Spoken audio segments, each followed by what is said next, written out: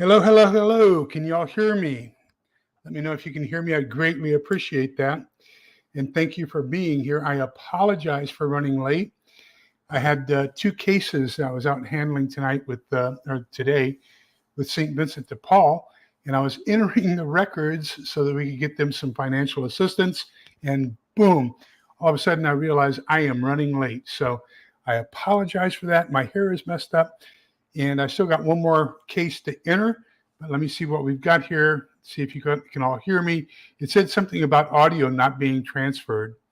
So can you all hear me and see me? That's the big question. Nope, I guess not. Okay, so there's a 5x5. Okay, so it said something about the audio was transferred or something. So let me go back and see who all's here. I am excited about this book tonight. Let me tell you, this is originally I was not that impressed with it, but oh my gosh, this is a fantastic book. I think we will do volume 2 next month because I think it's that great. Triple G Farms, thank you. Welcome for being here. Phioxerus, welcome. Diana 2940, gosh, I've got a note here to make you a moderator. I am so sorry that has not happened yet. I think I'll do the same thing for Rebecca and John. And I know I've got one other, KP Heathen. I don't know if they're in here this evening or not. Cats and Prepping, Little Prepper. Holly Ivans, I saw her on another, what was it, on Pete's, I believe, Roaming Prepper earlier today or yesterday. Prepper for the Ages, welcome. Good to see you. So glad you could make it as well. And let me see who else. Utah Mike. And gosh, look at all these great people. Had a real nice long conversation with Maggie from, so that was kind of exciting. Got some good stuff going on there. And just things are, all in all, things are looking good. I met with my spiritual advisor today, and we had a really good long conversation. And he said he couldn't believe how upbeat I am, and considering everything that's going on, but you know what? Gosh, we got stuff to be thankful for too. I'm thankful for my audience. I'm thankful for my subscribers. I'm thankful for my friends, my family. Gosh, I tell you, there's so much to be thankful for, and we sometimes lose that. We forget what's going on. We forget what is there every day that we should be thankful for, and worry too much about the stuff that is outside of us. And speaking about worrying about things that are outside of us, God, what a travesty today, or at least in my personal opinion. The only thing I know so far, because I've been so involved in helping others through St. Vincent de Paul, is I heard very, very quickly that sentencing is scheduled for 4 days before the convention. So I'm taking that there was at least one guilty verdict, and I'll find out more as soon as I get this stuff taken care of for St. Vincent de Paul. So as soon as we finish up this evening, I got to get this one last budget request in to assist this nice young lady and help her with a car payment this month, and then that'll be it. Now all my paperwork will be caught up with St. Vincent de Paul, and I'll be a happy camper. So let's get into this. Let me get through the rest of these comments, and let me see.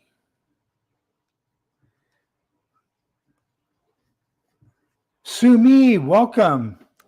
And Sumi and I have been chatting as well, and she's got some great things going on in her life.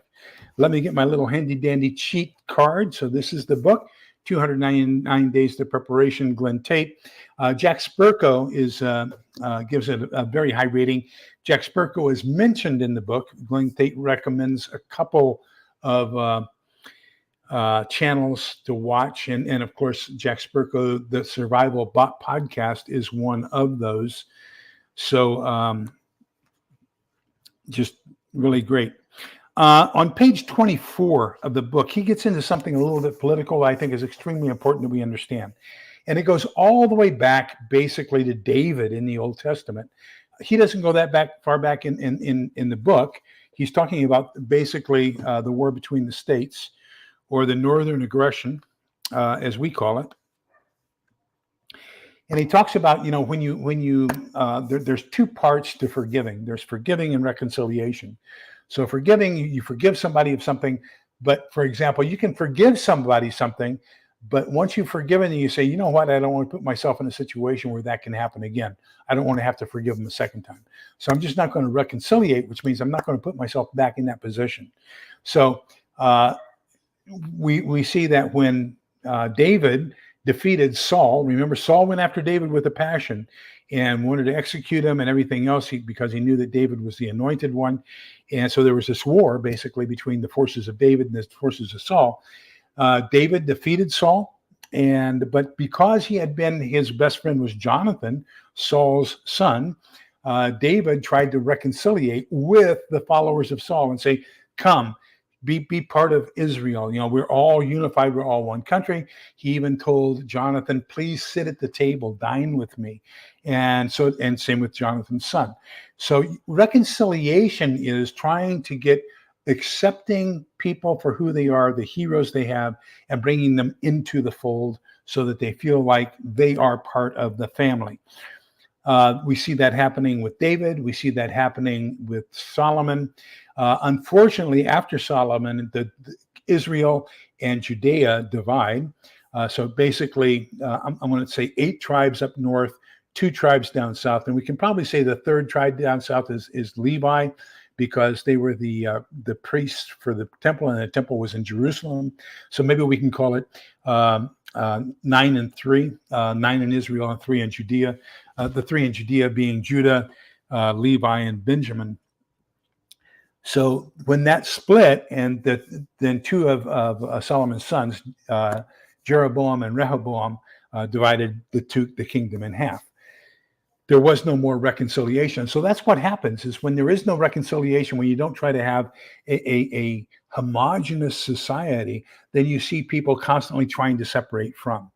So in 1865, in 1860, there was this agreement between the North and the South when they formed the federal government, and that was there would be an equal number of pro-slavery states as there were anti-slavery states. And this was to retain equilibrium in the Senate so that neither the pro-slavery nor the anti-slavery would ever have dominion over the other by having more senators.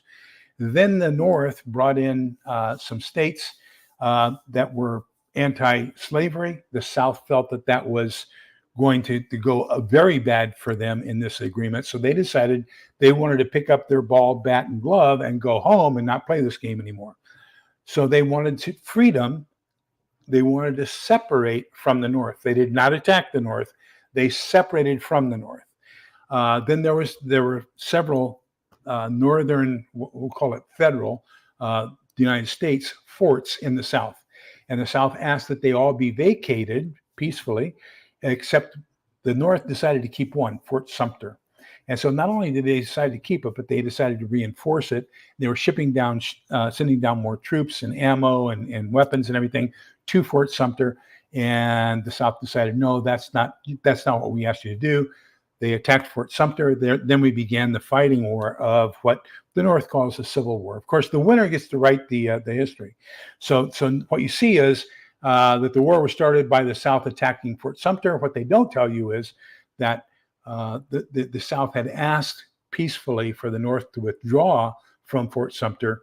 And, so afterwards, okay, this whole idea, the biblical idea of reconciliation took place. And they said, okay, here's what happens. We are a federalist society, which means that you have more loyalty to your state than you do to the federal government. So because you were loyal to your state, we're going to allow you to honor your heroes, whether they be generals or whatever. And any forts in the South can retain the name of those heroes that you respect. Okay. So northern states had their heroes. Those forts were named after northern states. Southern states had their heroes. They were named after southern states. Any new forts that were established after the end of the war between the states were named after whoever the North approved. Okay. So then all of a sudden we get in our first person of color who is a Secretary of Defense, and he decides that that reconciliation is no longer any good. So he has to rename all of the forts that were in reconciliation named after Southern generals because that's an affront, although most people don't know who they were. Okay, if you can tell me who General Hood was, or General Benning, or General Bragg, more power to you, because all those were army posts that had been named after Southern heroes, and now all of a sudden it's considered anti-American to have a fort named after a Southern hero. So, oh wow, okay. So Butch Graves says, let me see here. Gosh, let's see. Guilty on 34 felonies. Wow. Well, we knew that was going to happen. I mean, we could have predicted that, where the court was held, the judge's instructions to the jury, the hand picking. I mean, it was impossible to find a balanced jury, a nonpartisan jury in that area. So that was predictable. Now, what's unpredictable is how are people going to react to it. Yeah, and so here we go. And Butch Graves says the same thing. Several channels are calling for 1776, which is, how are you going to react to an extremely politicized judicial system? It appears that you can't get a fair trial in the U.S. anymore. So Rebecca agrees with me that the Northern War of Aggression.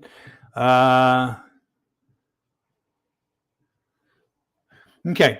So that's on page 24 where that discussion takes place about reconciliation. And he specifically mentions the war between the states. In chapter 11, he talks about having a pivotal moment, that one moment where Grant, the hero of the book so far, or the hero of the book, I guess I have to say, probably the series, has that pivotal moment where all of a sudden he says, you know what? It's looking pretty bad. I'd better start getting ready. Well, I just had a family member tell my wife, you know what? Lee's not that crazy. We've decided we're going to start doing a little bit of prepping ourselves. So, well, what is that pivotal moment? And does everybody have that pivotal moment? My pivotal moment was when my next door neighbor started building a cinder block fallout shelter in his backyard during the Cuban Missile Crisis in 1963. So everybody has that pivotal moment. That was mine. I don't know what yours is. But I'm sure some people are going to have some more pivotal moments here in the very near future as things continue to digress. On page 60, he says one of the first things that Grant, the hero, does in the book is goes out and buys a Winchester 1600 12 gauge. And then he has problems when he takes it to the range because he didn't understand how to oil it, how to maintain it, and everything else. Although Grant came from a family in his area, Forks, Washington, where that was common, but he just forgot to do it. And so he started getting some training at the range on how to take care of the weapon. Then his next purchase was a Smith & Wesson 3-inch barrel 38 caliber. Now we have a 38 here, a revolver. And the reason is because Helen, my wife, was involved in a real bad car wreck about 5 years ago. And as a matter of fact, the tow truck driver told me that 95% of the cases when he sees a car that is as damaged as hers was, that it's a fatality accident. So, I mean, she was in ICU for a while, and but thankfully we have her here with us now. But she cannot, because of the injuries to her arm, when her head went through the window, her left arm smashed up against the door of the car, broke it in 3 different places. One of those bones still can't heal. So she cannot rack an automatic. So I had to buy her a revolver, and that's going to be her personal defense, is a 38 revolver. Same, but I got a 4-inch barrel instead of a 3-inch. Then on page 64, he says it's important to have a survival mindset. So not only do you have that pivotal moment, but you also have that discovery that you have to change how you think.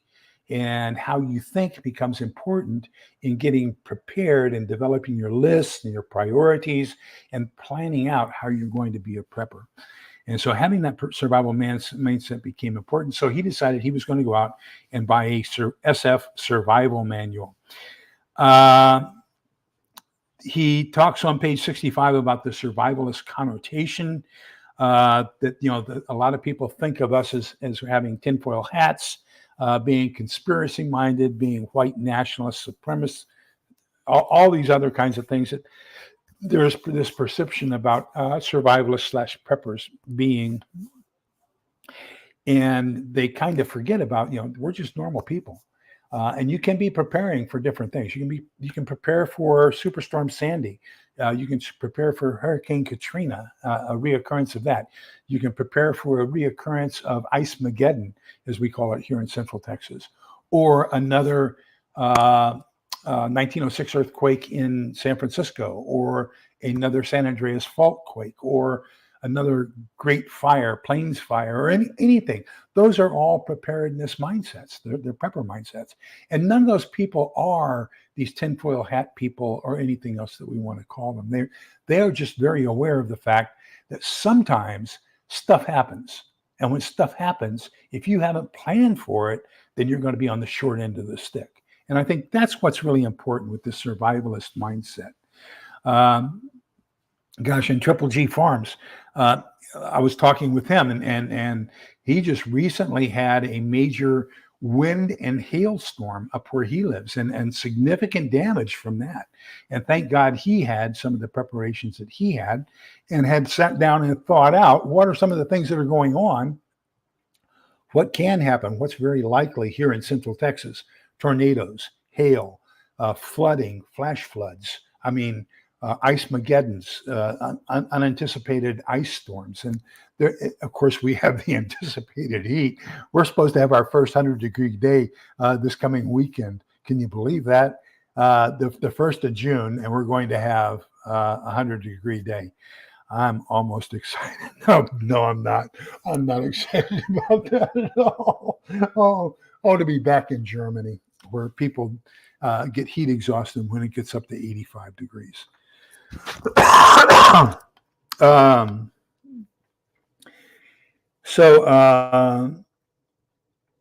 Then on page 66, he talks about his two priorities: getting food for the family and making sure that they have protection. And then on page 68, he gives a pretty good list about some of the things that he focuses on. Now, he has an autistic son, and the autistic son loves pancakes, so he gets a lot of pancake mix, which is a fantastic survival item. Krusteaz, Krusteaz. I don't get anything for saying this. They have a just add water pancake mix that is fantastic. So if you get Krusteaz pancake mix with the just add water pancake mix, and you get maple syrup, 100% natural maple syrup, you've got breakfast, okay? And then you can get something like Nutrient Survival powdered butter, or you can get ghee or something like that, and you'll have your butter for that. And that's a fantastic meal. And of course, he wants it for his grandson, or I'm sorry, for his autistic son, Cole. Oh, wow. So Holly Ivans is agreeing with me. The Krusteaz is fantastic. And Unknown Nose by Volvoed, good evening. Tammy Harder, good evening. Welcome. Good to see both of you. Rob Liguri, good welcome. Happy to see you as well. Well, I'm going to talk about that. You have a fantastic point. I'm going to talk about that at the end because I feel like this is my autobiography, okay? And that's one of the things I really loved about. That's what really convinced me that we need to continue on this book, because I feel like he's writing about my life. So he recommends oatmeal, pancake mix, beans, rice, pasta, and water, and then, of course, a heat source. And he's talking about the necessity of water for some of these items, as well as having a heat source so you can cook them. Then on page 69, he talks about he buys a vacuum sealer so he can seal a lot of the stuff and get it for long-term storage. Gets into a little bit about Mylar bags and oxygen absorbers. Page 70, I got coffee on it. It's either a 70 or a 71. Food lists, more food lists. Let me see what it is here.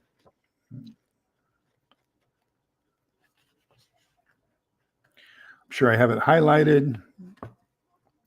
Yeah, 50 pounds of beans, red beans, black beans, navy beans, kidney beans, pinto beans in 5-pound packages, 50 pounds of rice, 10 1-pound packets of gravy. Nutrition was one of the things that they discuss having in a crisis. Talks about pancakes and syrup, using the dollar store as a source for a lot of this stuff. Getting the smaller containers, and that's something that you've heard me talk about quite a bit. I like the smaller containers because once you open it, then you aren't that concerned about having to use up too much of it before it goes bad. So the smaller the container, the less you have to worry about waste, and the less you have to worry about storing it, refrigerating, or anything like that after consumption, because you're going to probably use up most of it each time you use it. If you get the larger containers, once you open it, with some of them, you have to refrigerate them. And if you don't have refrigeration, that can become a problem. And he says he likes the smaller bottles of maple syrup because they're easier to pour, less mess, and less waste. He talks about tea bags, spaghetti sauce, flavored mashed potatoes, cases of canned vegetables, 2 cases of big cans of spaghetti sauce, 20-pound boxes of spaghetti noodles. So, yeah, he gives fairly good lists on things that are very good to have in your pantry in case of an issue. Page 73, he starts focusing on the fact that Grant gets a gym membership, and he's a lawyer, so he's kind of gotten fat and sassy in his old age, and he's having to get back in shape. So one of the things he has to do is get to the gym and get back in shape. As a matter of fact, I had my pain management appointment yesterday. Yeah, it was yesterday. I went to pain management, and we were talking, and I told her about my hip flexor, and it's just still, after my hip replacement surgery, still is not doing what I want it to do. I said, can you refer me back to physical therapy so that I can get into a weightlifting regimen? Because you have the leg push weights and everything else. I want to find out exactly what I can do with that, get my hip flexor back into shape. Plus, I need to work a little bit more on my core. I feel that my core is probably getting a little bit flabby, and I need to get some good exercises there other than the butterfly. And I don't know if you know the Army butterfly. You're laying on your back, you lift your legs up, 1, 2, spread them apart, 3, bring them together, and then a 4 count. It's a 4 count exercise. So 1, 2, 3, 1, 1, 2, 3, 2. So your posterior is always in contact with the earth, so is your shoulders. The only thing that gets lifted are your legs, and then you spread them apart and then bring them back together and bring them down. And that's the butterfly exercise, 4 count exercise. And do at least 12 repetitions 3 times a day. But anyhow,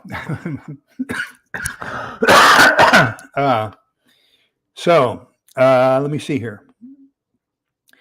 Page 77, he talks about the emergence of gangs, and there are good gangs and bad gangs. There are good guys and bad guys.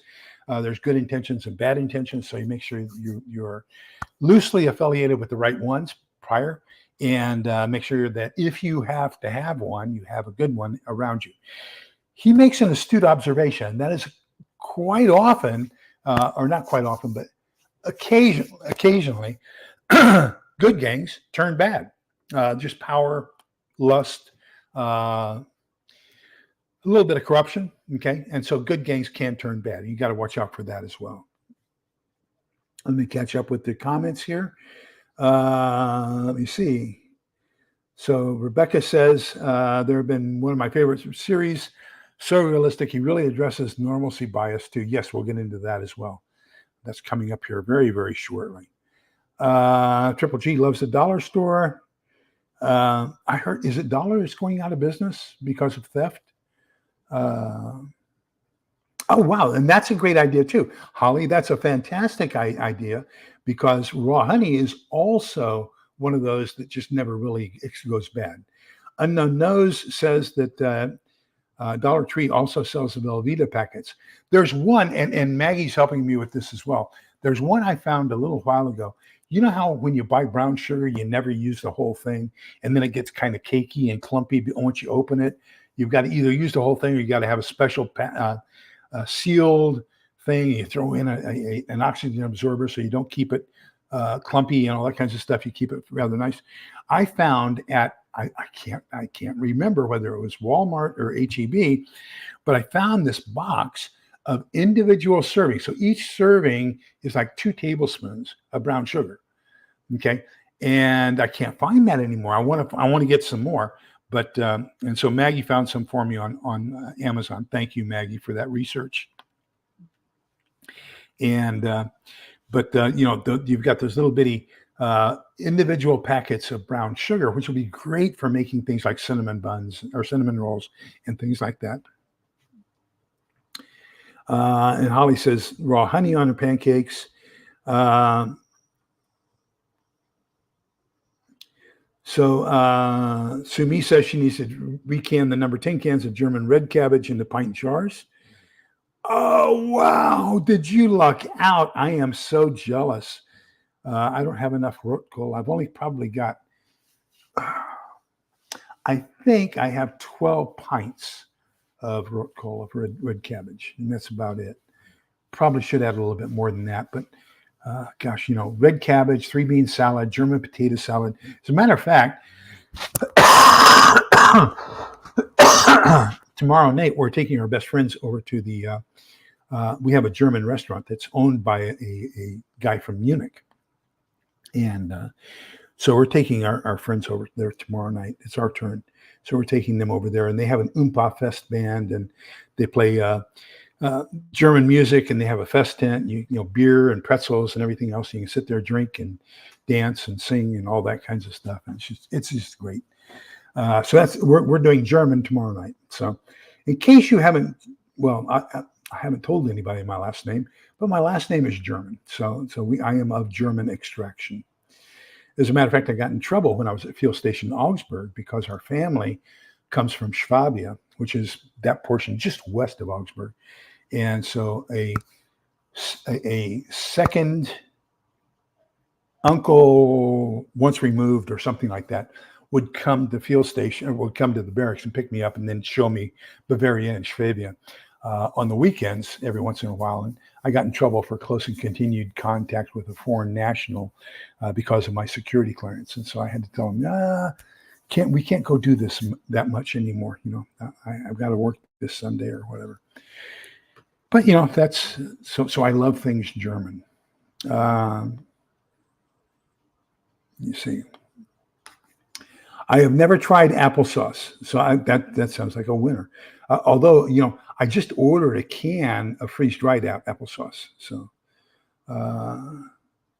peanut butter and honey. I've got to try that peanut butter. I bought some freeze-dried peanut butter. Just add water. We got to try that and see how it tastes. Of course, it doesn't matter how it tastes. If that's what you got and that's all you have at the end, that's going to be it. So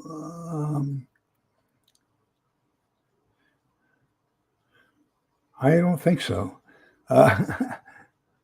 Ragu has some individual servings of cheese sauce, which are going to be great for smaller servings of macaroni and cheese, by the way. Let me see.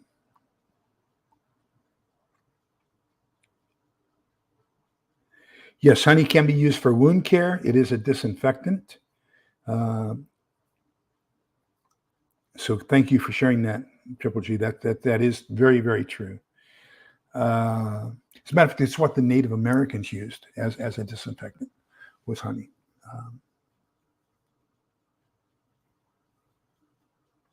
Oh, wow. Thank you, Utah Mike.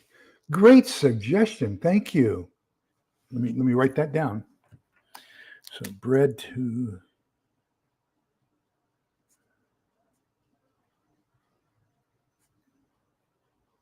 Okay.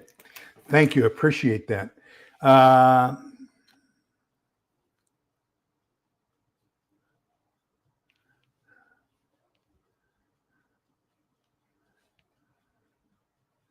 Yeah, molasses to regular white sugar. Wow. Okay. Yeah, I knew there was a way. You could do it at home because that's basically what they do commercially. But I'm at that point now where I'm trying to get too much done, and I just don't have the time to do a lot of things myself. So I'm willing to pay a little bit extra in order to get it pre-done so that I can get more accomplished in a very short time. I don't think we have that much time left. And with the court decision today, I have a feeling that civil strife is closer than we ever considered. Now, I did order a burn treatment system from, let me see, what did I order today? What was it called? It's supposed to be here Sunday. Rhino Rescue Burn Kit. So it has 4x4 burn dressings, burn gel packets, 8 burn gel packets of 3.5 grams each, 4 burn pads, a cooling, soothing cream relief with bandage, nitrile gloves, scissors, tape, and so I ordered that on Amazon today. That'll be here after the Prepper Pantry haul, but it's I want to make sure I have plenty of first aid supplies for burns, as well as for breaks, as well as for cuts and abrasions. So those are the 3 things I'm kind of working on. Holly Ivans makes baked beans with molasses. Yes, that's the traditional Northeast, what do you call it? Boston baked beans. Boston baked beans, yeah. And now the way they make it, they also have a ham hock in there, if I'm not mistaken.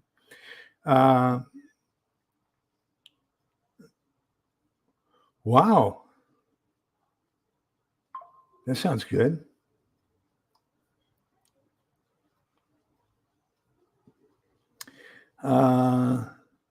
Yeah, so that's what I ordered, was the burn treatment Rhino Rescue Burn Care Kit.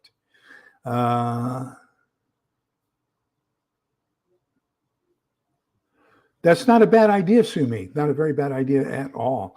When I still had my store, and this was right before we got locked down for the cough. As a matter of fact, it was the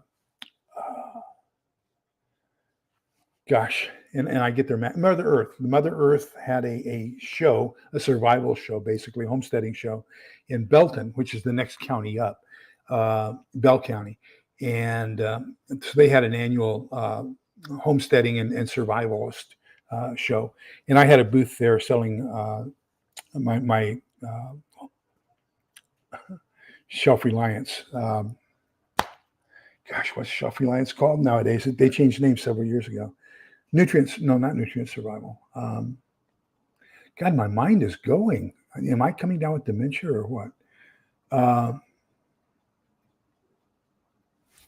Just one second. Thrive Life. There we go. And I've been a distributor with them since 2009. Can you believe that?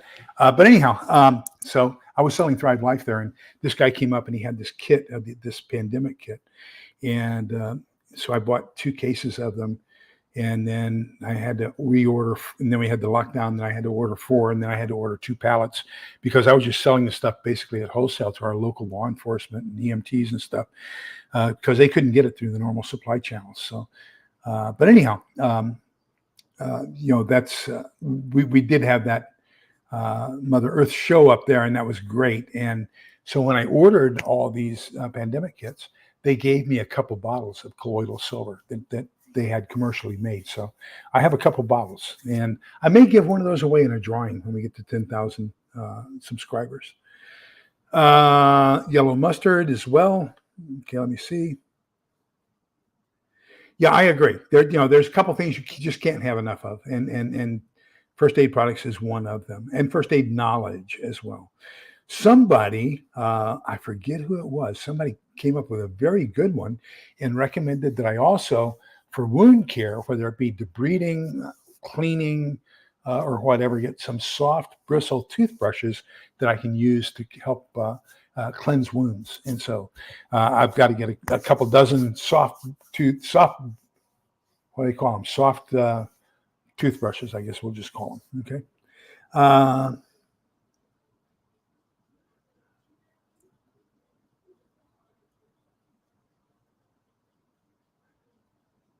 Okay, now let me make an announcement for those of you who are in the Central Texas area, and I know there are 1 or 2 of you here, on June 15th, which is 2 weeks after this coming Saturday. So this Saturday is going to be June 1st, then June 8th, June 15th. So in about 2 weeks, we're having our Texas Preparedness Group District 13, which is the 7 counties around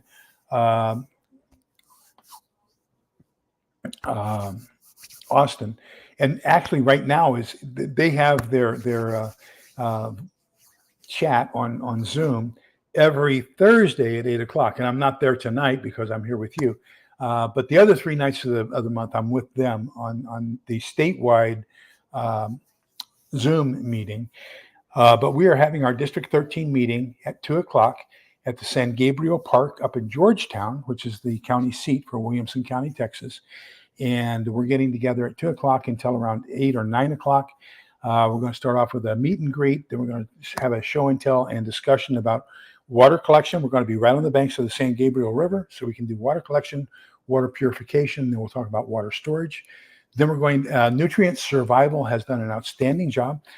They've come through for us, and they're providing us with some samples so that we can all taste some of their products. And if the people like them, then we're going to be offering a 20% discount code for people who attend the show, the meeting. And then you can use those 20% discounts to order the things you're tasting, because I'm sure you will like them as much as I do. We've also got a 10% discount that Kathy Lockwood from Shelf to Table is going to be giving us for attendees at that. So we're getting some good freeze-dried food discounts, and I think people have a good time. Then we're going to do the cooking and the tasting, and then after that, we're going to come back for another hour. I'm hoping to have a county agent, agricultural agent there to help us. We're going to be talking about waste disposal and disposal of human waste. So, we hope to get an awful lot taught, learned, shared over the course of the 4 or 5 hours that we'll be together on the 15th of June here in Williamson County. Thank you, Little Lone Prepper. What a great idea. Thank you. Toddler toothbrushes. I hope you all are taking notes. We've got some fantastic comments. Great. Fantastic. Thank you, Rebecca.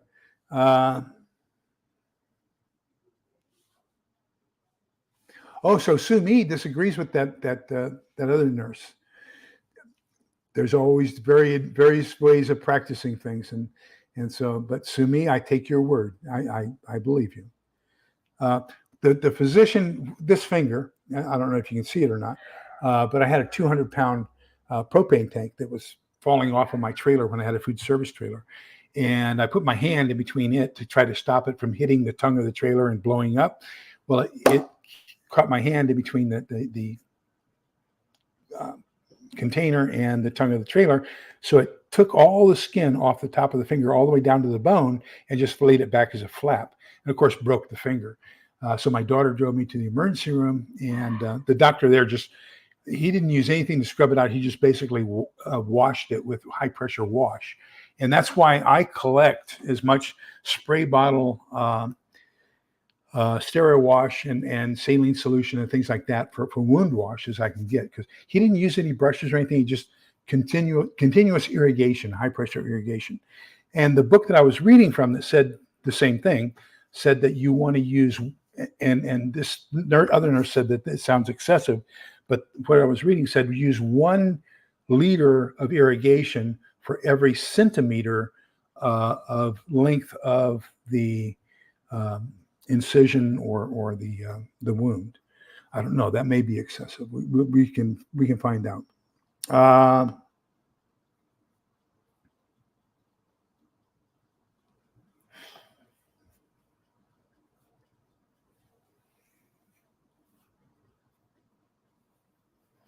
Let me see.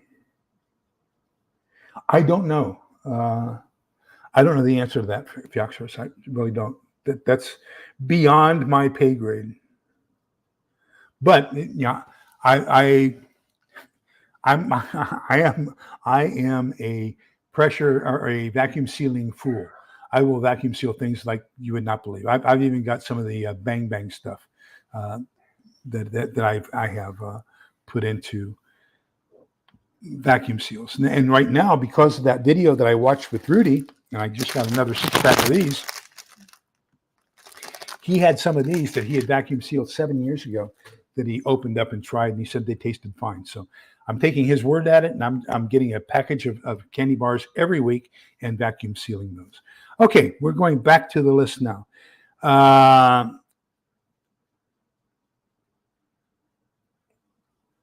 So let me see. 78 Y gun battery. That note does not make sense. Let me check page 78.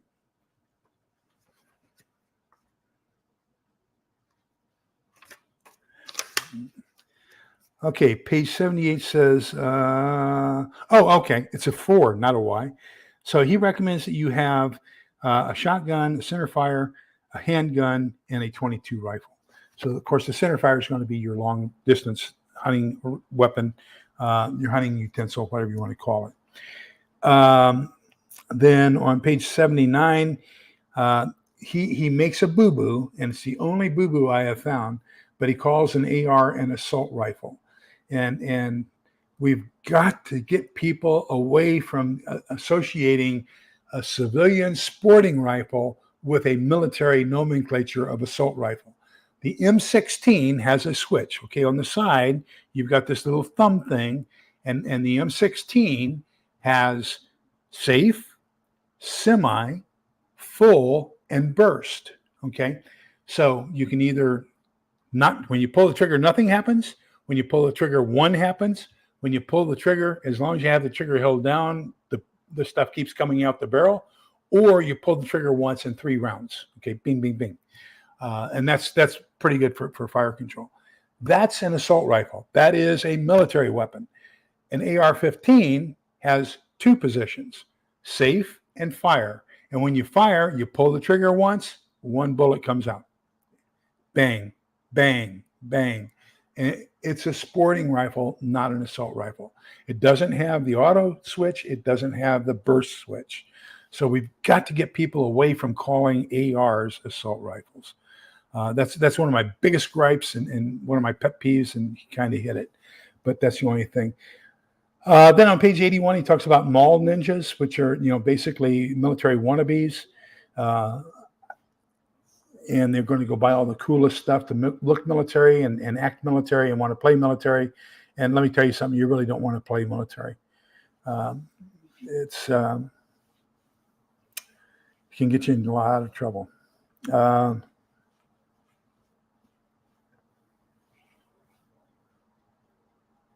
reading some of your great Utah, Mike. Yeah. So I bought one of those little 10 packs of Paydays. So that I could vacuum seal those, and 2 of them are gone already. They aren't going to make it to the vacuum sealing stage. Let me see. Are we talking about for sterile saline, Grayman or Gil? Oh, Gil, welcome. Good to see you.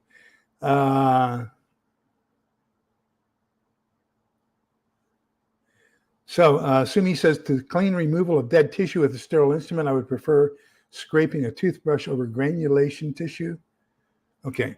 So let's get back to the book now. I think I've caught up with the comments. On page 98, he gives a really good description. And somebody mentioned it earlier, and I said we'd get to it. And so here we are at page 98. He's talking about normalcy bias. And that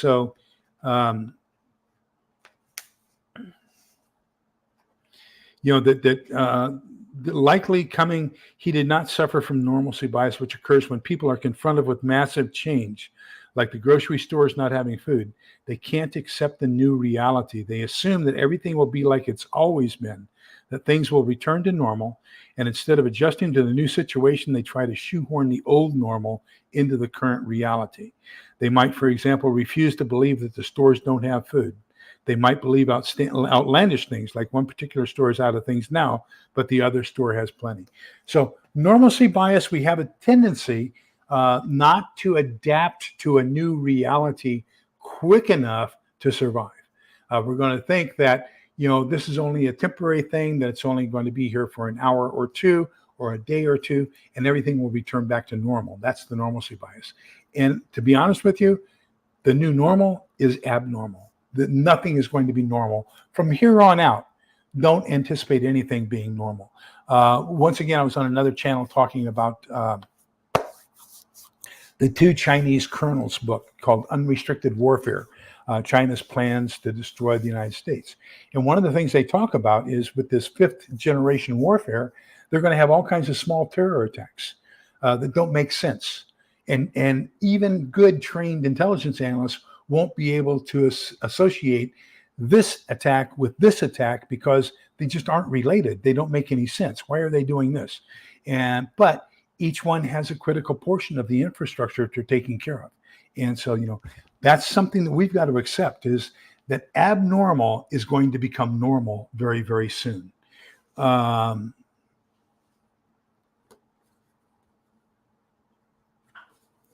The only assault rifle that I am aware of that was officially called an assault rifle was the Sturmgewehr of World War II by the Germans.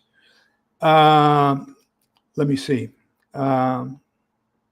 He talks about the rule of threes, and then he also talks about his preference or the law enforcement preference towards 40 caliber.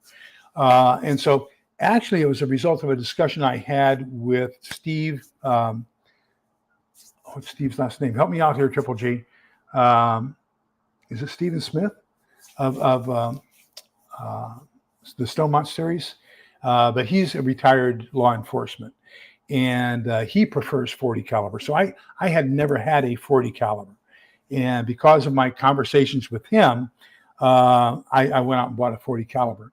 In this book, he says, 40 caliber is pretty much only used by law enforcement. So Stephen Smith, Stonemont. Thank you, Triple G. I knew that you would know the answer to that. But because of my discussions with him, I bought a 40 caliber. I still primarily use 45. That's my preferred. My secondary is 9mm, but I have a 40 because there may be availability of ammunition. Who knows? But this guy really, really believes in having 40 caliber. So, that's just something that you might want to check into. He makes a very good case for it. I recommend you reading this book and understand why he makes such a strong case for having a 40 caliber pistol.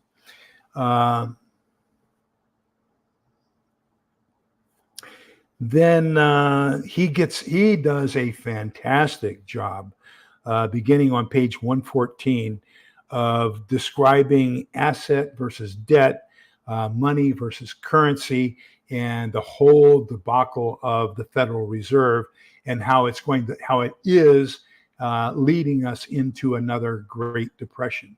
And whoever this guy is, this Glen Tate is, he has his poo-poo pretty much in one burn bag. Let me tell you that, because he comes out with some stuff that shows he has a wide depth of knowledge in a very wide array of subjects. And this is almost a prepper manual in and of itself.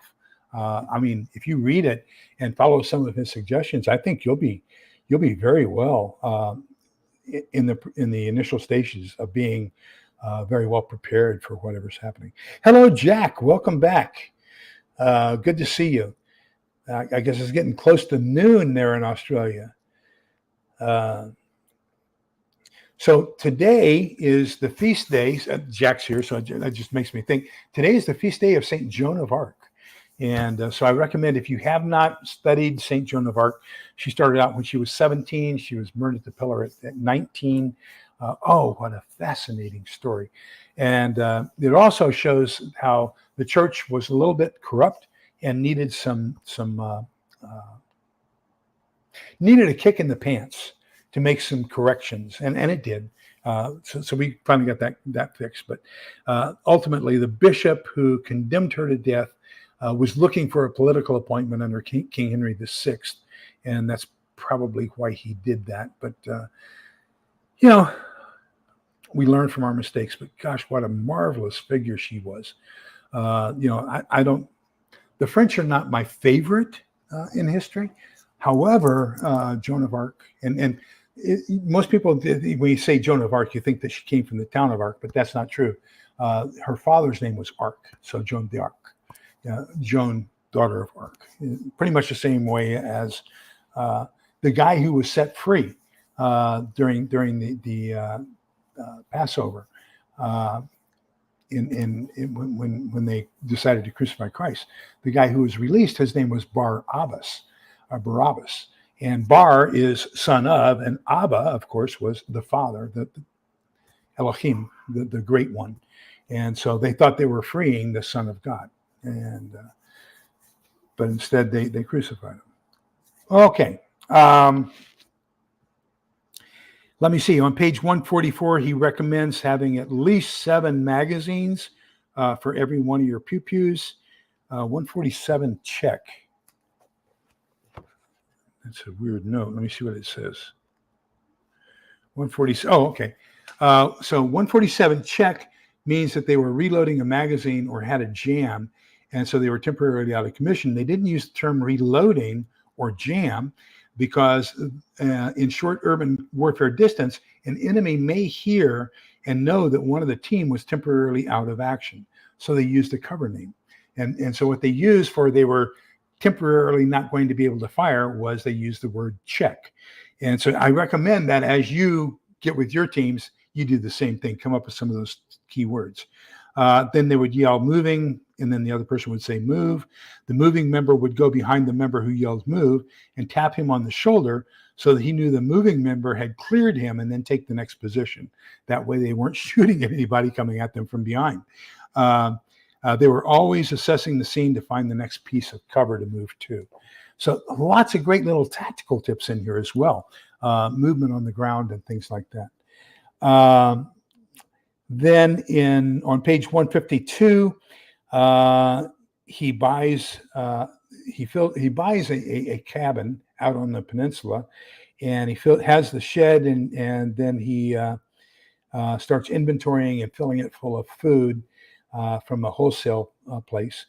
The only thing that I might disagree with here is he talks about getting number 10 cans of fruit. And like I said, when you get, especially if you get, stuff like number 10 cans of peaches or something like that, that's an awful lot of fruit in a number 10 can. And so what are you going to do with the leftovers if you don't have refrigeration and you can't immediately store that or keep it cool? You're going to have an awful lot of waste. So I kind of disagree with the idea of number 10 cans of anything that is fresh. Or, well, I mean, not fresh is not the word. Anything that is, not dehydrated or freeze-dried, because, you're going to have to consume it pretty quickly. You can only keep something at room temperature for 4 hours, according to Texas health code, before you have to throw it away. So, and it's preferred that you keep it in the safe zone, which is going to be, that temperature between 110 and 140, or somewhere below 40 degrees in order to keep it out for 4 hours. Then on page 195, he talks about getting last minute buys. And so that's an exercise I would encourage you to do is, if something were to happen right now, what would be your priorities that you would go to for last minute buys? What are the things you want to get that because you know that you'll never be able to get them again? Then he also talks about that terrible thing that we're in right now, and that is the hurry up and wait. Everything becomes important to get real quick, and then we have to wait to see if anything happens. And we're kind of in that calm before the storm. Let me see. Take care, Utah Mike. Have a great one.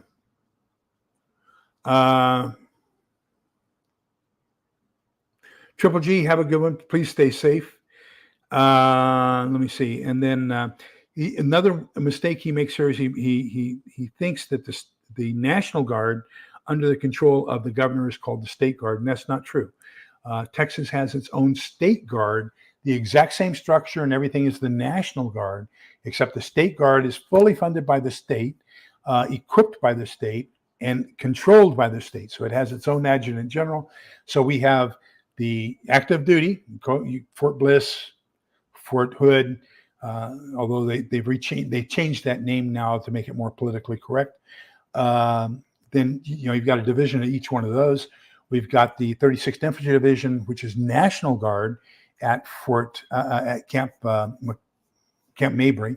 Then we've got a reserve division up in the Dallas area, and then we have the Texas Guard.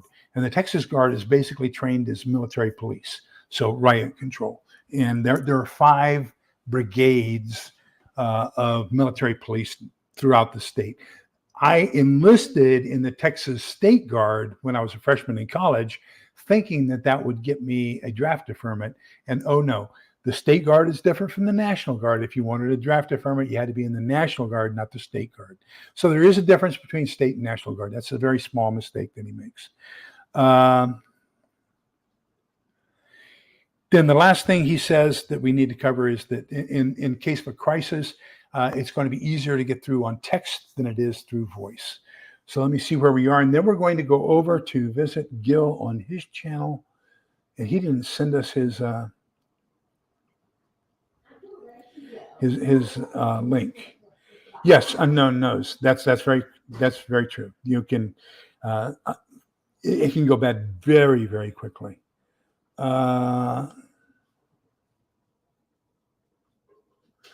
So Tammy watched the movie on her EWTN. I watched it on the Divine Mercy channel. Father Chris Alar did a half-hour study on her today, and it was very what a young lady. I mean, unbelievable. Just she deserves sainthood for what she did and the way she did it, and very determined young woman, very determined. So anything else? I'm going to strongly recommend this. I will get the link for volume 2. We'll do volume 2 of 299 days. And for our end of June book club, I'll put a link for that in the show notes. Strongly recommend this book. I mean, it's kind of like Pillars of the Earth. Who's that? Forsyth, I think, wrote Pillars of the Earth, John Forsyth. But anyhow, it's kind of like that one. It's slow to get into because of all the character development. But once it starts moving, it starts moving. And, I have never taken this much notes on a fiction survival book in the past. This guy has got his stuff pretty much together. I mean, very appropriate information, great suggestions. The best thing about it is I felt like I was reading my autobiography. I mean, I could see myself in every situation that Grant is in. And I just feel like Glen was writing the book about me. So I think that most people, I think the book is written in such a way where you're going to see yourself pretty much either in the position of Grant or his wife. Okay. And, because they're almost opposites. And but really great book. Okay. Oh, my Bible's not there because I took it to Bible books. I took it to Bible study this morning, and haven't unpacked my Bible study bag. So let me get it here. Numbers chapter 6, verses 24, 25, 26. The Lord bless you and keep you. The Lord let his face shine upon you and be gracious to you. The Lord look upon you kindly and grant you peace. Do me a favor. Look up Great Man Prepping. And he's on live now. We're going to run over to his channel and support him for the rest of the evening. So next month, the book is going to be volume 2 of Glen Tate's 299 days. I don't know the name of it. It will be in the show notes when this goes. I'll have it there by tomorrow morning. Okay. So the link will be there for tomorrow morning. Okay. Thank you all so much for being here. Really greatly appreciate you. Remember that we're all in this together so we can come out the other side together.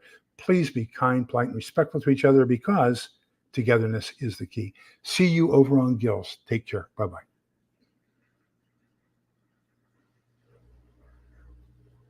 Yes, Rebecca, that's absolutely correct. Thank you.